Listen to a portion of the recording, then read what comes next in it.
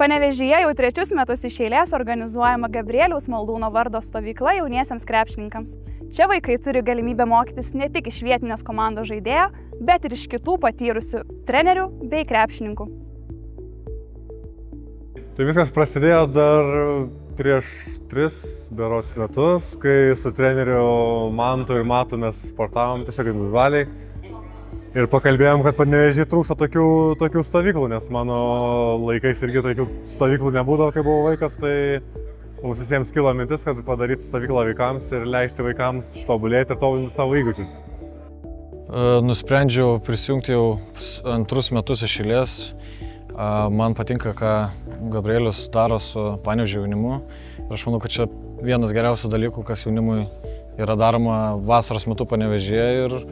Ir manau, kad visas kolektyvas bei visos sąlygos suteikiamos vaikams yra aukščiausio lygio. Tai aš manau, kad tai ir vaikus traukia ir dėl to jie grįžta.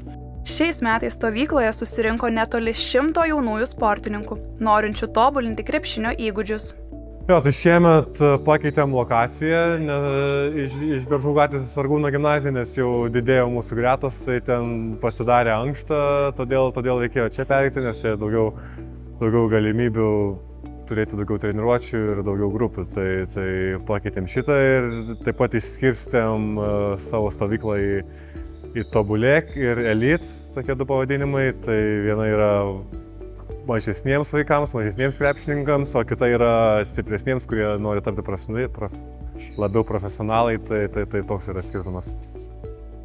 Ja, mūsų vienas pagrindinių dalykų, kad būtų pagarba vienas kitam ir žinojimas, dėl ko mes čia atėjom, dėl ko sportuojam ir kad visų tikslas tas pats – išeiti iš tos stovyklos geresniais ir viską darom tam tikslui įgyvendinti.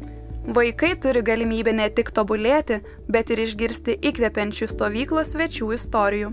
Šiemet čia lankėsi buvęs NBA ir dabartinis Eurolygos žaidėjas Donatas Motiejūnas.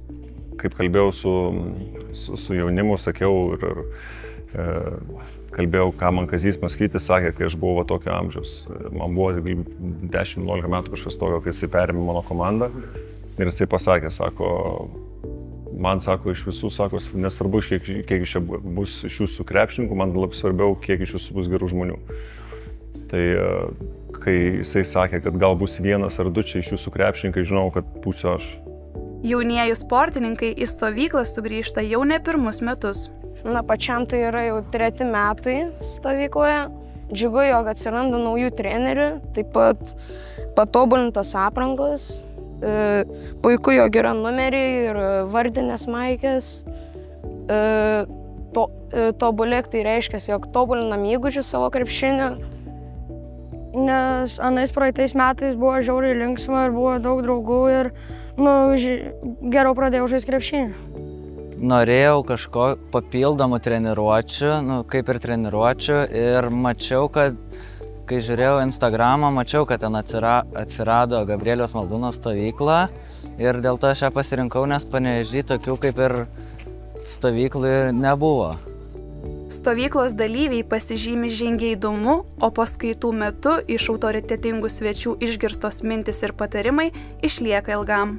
Kiek teko matyti ir kiek pats matau, jaunimas galvoja, kad užtenka tiek, kiek darai su treniruočių, su komanda, užtenka tų pratimų, ką padarai tenai. Pusiau padarai, pusiau nusuki, pusiau juokaudamas su draugu darai.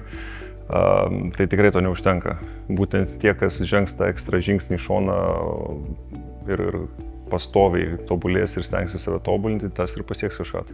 Panevėžiečio krepšininko Gabrieliaus Maldūno iniciatyva organizuojama stovykla yra viena populiariausių tarp jaunųjų krepšininkų dėl aukšto lygio treniruočių ir galimybės gauti patarimų iš patyrusių profesionalų.